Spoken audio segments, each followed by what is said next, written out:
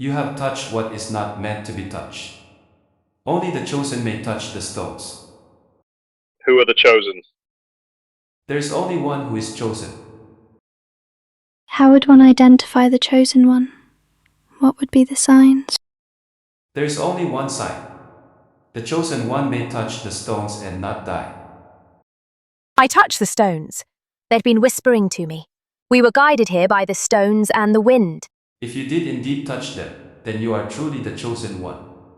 I will stand aside so you may pass. When I touch the stones, they begin to glow. Even more proof that you are the chosen one. My job is done. I can now go sleep with my ancestors. What do you mean by all that? I have been guardian of the stones for over 200 years, standing alone in this cave all that time with nothing but the stones to accompany me.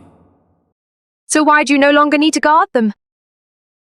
Because a new guardian has been chosen. So now I am free. Okay, I'm confused. Where is the new guardian? The stones have chosen you to be their new guardian. Do you mean I'm going to be stuck in this cave for 200 years as well? If so, I refuse to be the new guardian. It is not something you can choose or reject. The stones have spoken. No, I will not accept this fate. I am too young to accept it. Age is not a factor. The stones have chosen you and you alone for a reason. I just can't accept this fate.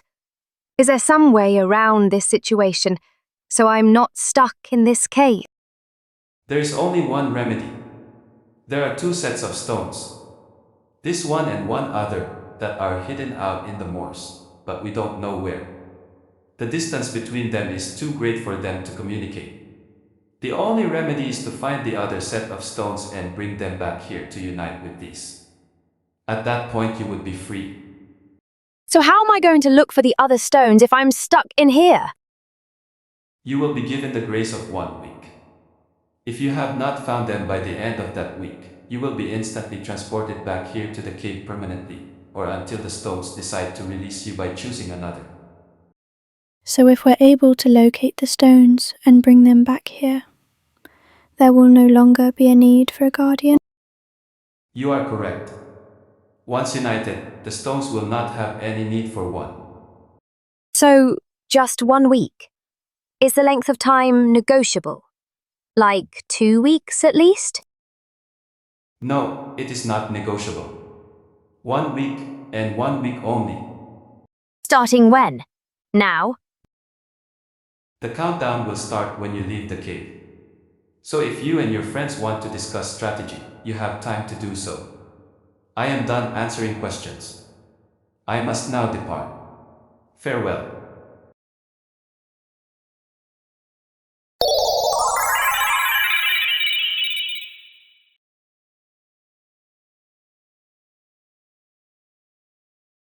Well, this situation doesn't seem very fair. To not even to be given the power of choice doesn't seem fair at all. Some things are just not fair, although that's easy for me to say, not being the one who will be stuck here if we fail. Failure is not an option. We will find the stones and have them back here within a week. I just hope our actions can live up to your confidence. With only the option of succeeding, we will find a way. Now let's get some sleep. Then in the morning we will strategize and develop a plan. Let us plan our journey for 2 days from today, so we can get an early start and take advantage of all the daylight we can. I doubt I'll be able to sleep, but I'll try. I know it's going to be a long journey, so we all need all the rest we can get. I'm very tired. I think I'll sleep fine. Talk to you all in the morning. Good night.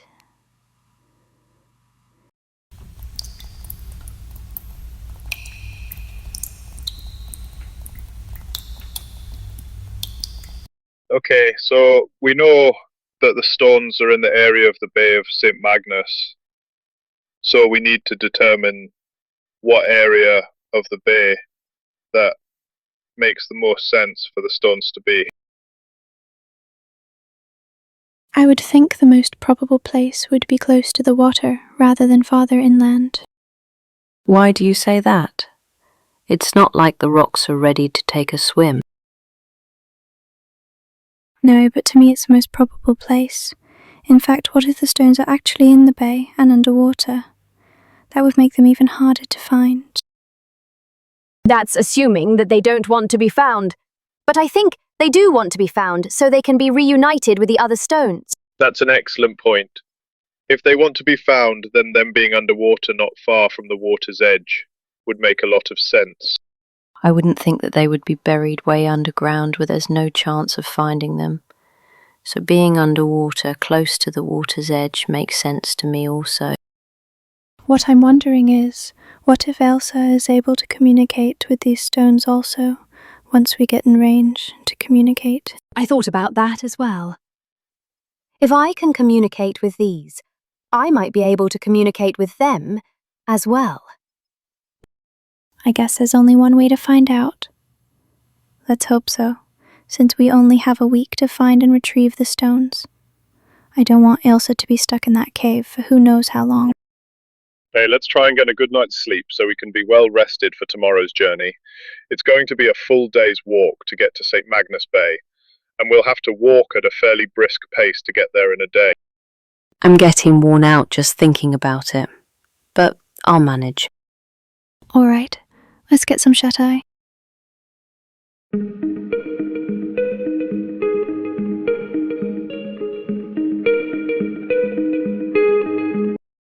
Okay, crew, let's grab our provisions and head out. Long day ahead of us.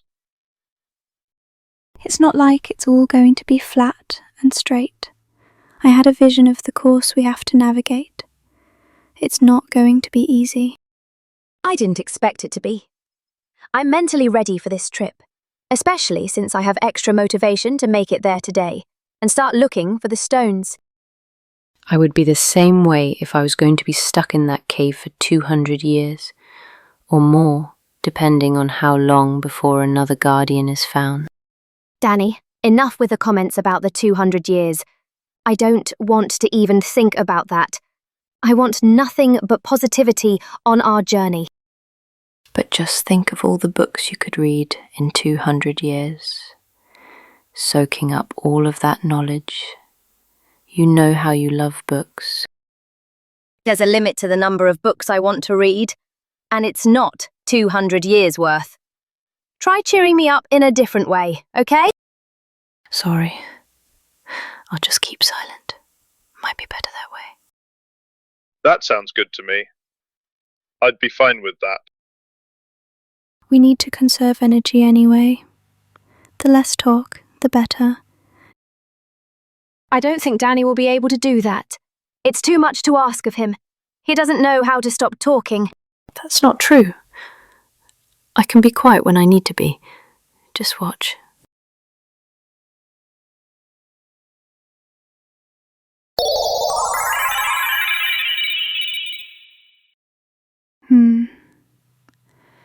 Danny's twitching. Give him a minute, he'll break. He can't help it. This is agonizing. My thoughts are like 1,000 buzzing bees in my head and they need to escape. How do you all do this? We practice. Well, I clearly need more practice. So, about these stones, do you think they're like sentient? Do they have feelings? I think they have a purpose. And that purpose is tied to Ailsa now. I just hope their purpose isn't to keep me in a cave for 2 centuries. Let's focus on the positive. We're moving, we're strategizing, and we're going to find them. And then what? We just pick them up and carry them back? What if they're huge? What if they're covered in goo? We'll cross that bridge when we come to it. For now, let's keep our eyes open for any signs. The Guardian said they were out in the moors. That's a vast area. Ailsa, what is it? Are the stones talking to you again? Yes. They're calling. It's stronger now, That way, towards the bay.